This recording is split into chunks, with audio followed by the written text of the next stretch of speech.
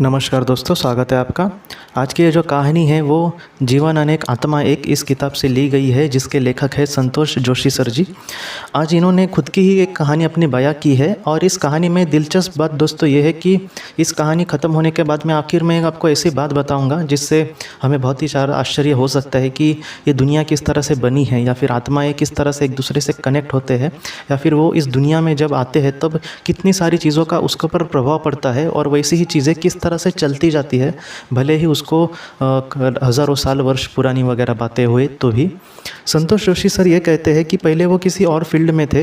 वो एक कोयले की जो एक बहुत ही बड़ी मल्टीनेशनल कंपनी थी उसमें एक काम करते थे।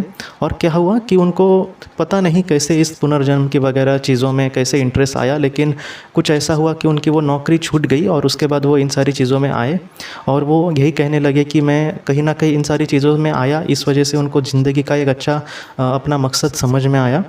उन्होंने अपना एक किस्सा बताया है कि वो जब वो नौकरी करते थे तब वो एक दिन मुंबई से दिल्ली गए।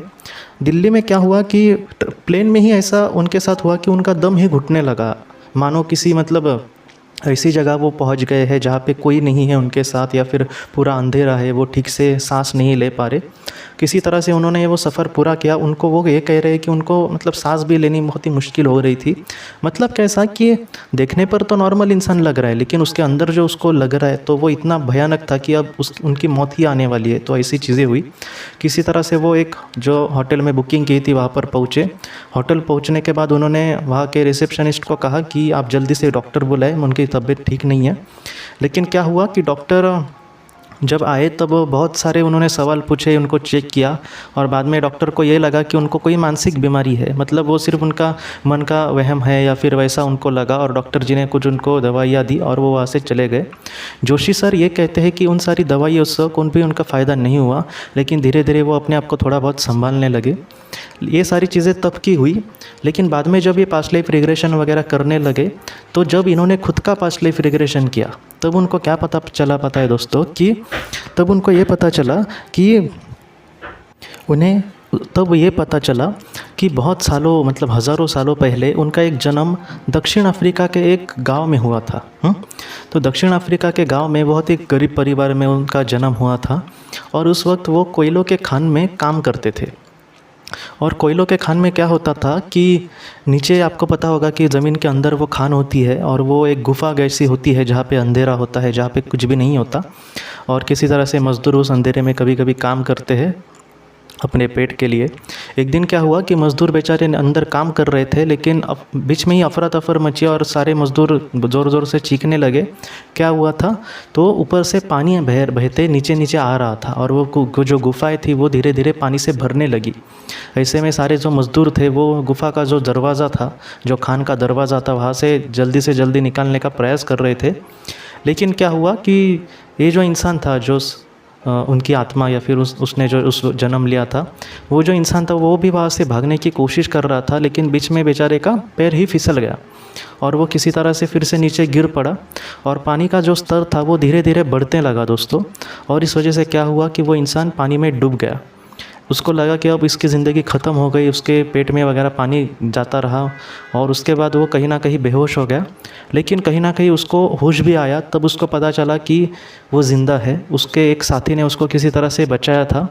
ये जो वाक़या हुआ था दोस्तों, तो इसका वो बच तो गया, लेकिन वो जो डर था उसके मन में वो हमेशा के लिए वैसा ही बना रहा और इस वजह से कहीं ना कहीं इनको आज इस जन्म में भी उसकी पीड़ा हो रही थी दोस्तों। और इस वजह से उनको कभी कभी ऐसा दम घुटना वगैरह ऐसा लगता था। लेकिन जब ये सारी चीज़ें पास्ट लाइफ रिग्रेशन में होकर गई तो वो उनका जो डर था वो धीरे धीरे निकल गया। अब मैं आपको बात बोलता हूँ कि कभी कभी ये कहानी हमें यही सिखाती है कि जो हमारी पुनर्जन्म की बात है वो किस तरह से हमारे इस जन्म में भी चिपकी रह सकती है। तो अच्छा यही है कि हम बहुत सारी चीज़ें हमें नहीं पता होती कि ये किस तरह से होती है, लेकिन पास्ट लाइफ रिग्रेशन से या फिर और भी अगर किसी को अनुभव हुए ध्यान से वगैरह, तो उसका बहुत ज़्यादा फ़ायदा उस इंसान को हो सकता है। अब मैं आपको दो दिलचस्प बातें बताता हूँ। एक तो आपने समझ गई होंगे कि एक दिलचस्प बात इसमें यह है कि पहले वो कोयलों के खान में काम करता था वो मज़दूर उस जन्म में, लेकिन आज इनकी कंपनी भी कोयलों के खान की ही काम करती थी कोयलों का। ये एक दिलचस्प बात है। और दूसरी कि इनकी जो कंपनी है वो ज़्यादा से ज़्यादा माल आयात, मतलब जो माल रॉ मटेरियल वगैरह लेते हैं वो दक्षिण अफ्रीका से ही लेते थे। ये दूसरी दिलचस्प बात है। और तीसरी बात ये है कि वो जो मज़दूर जिस उम्र में उसके साथ ये सारी चीज़ें घटी थी, जब संतोष जोशी जी को मतलब और डिटेल में उन्होंने देखा तो उनको ये पता चला कि उनकी भी जब उम्र उतनी ही थी तब उनको ये सारी चीज़ें हुई थी, तब वो होटल में वगैरह जिस तरह से बीमार हो गए थे। तो इस तरह से ये जो चीज़ें होती है वो एक दूसरे से बहुत ही ज़्यादा उनका संबंध होता है दोस्तों। उस संबंध को हम कैसे जाने, तो पास्ट लाइफ रिग्रेशन से बहुत बार चीज़ें ये थोड़ी सी हमारे सामने आती है। लेकिन फिर भी मैं यही चाहूँगा कि अगर आपको कोई बड़ी प्रॉब्लम है, मतलब ऐसे अगर आपको भी कोई वहम में या फिर कोई परेशानी होती है, तो आप ध्यान करें। ध्यान में आप प्रार्थना कर सकते हैं कि ईश्वर ये सारी जो चीज़ें जिससे हमें जो तकलीफ़ हो रही है उससे कहीं ना कहीं तुम उसका सामना करने की मुझे शक्ति दो, या फिर ये सारी चीज़ें मेरे सामने उजागर करो। ये आप कर सकते हैं। या फिर मैं आपको चाहे तो वो जो पास्ट लाइफ रिग्रेशन की मैंने ऑडियो बनाई है वो भी आपको देने की कोशिश कर सकता हूँ, जिससे आप घर पर उसकी प्रैक्टिस करें। क्योंकि बहुत लोग पास्ट लाइफ रिग्रेशन थेरेपिस्ट के पास नहीं जा सकते, लेकिन अगर आप ध्यान घर पे करें या फिर प्रार्थना भी करें तो भी उसका बहुत ज़्यादा इफेक्ट पड़ सकता है कहीं ना कहीं दोस्तों। तो आज की इस कहानी को लेकर अगर आपके कोई भी सवाल हो तो आप ज़रूर पूछें, मैं उसका आपको ज़रूर जवाब देने की कोशिश करूँगा।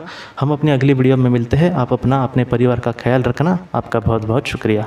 ज़िंदगी की रोशनी ये संस्था ऐसे लोगों के लिए काम करती है जिन्होंने किसी अपने को खोया है, या फिर जो लोग अपनी ज़िंदगी में बहुत ही ज़्यादा दुखी है। जो लोग इस संस्था से जुड़ते हैं उनको तकरीबन 50 किताबें भेजी जाएगी उनके व्हाट्सएप पर या फिर ईमेल पर।